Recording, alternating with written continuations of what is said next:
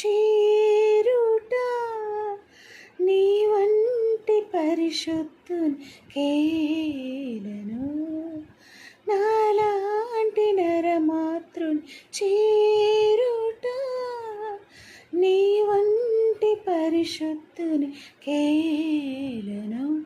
ఏ మేధావికి విదితమే కాదిది, కేవలం నీ కృపే దీనికాధారము. ఈ సంకల్పమే నా సౌభాగ్యమే, నా బ్రతుకంత కొనియాడెదా.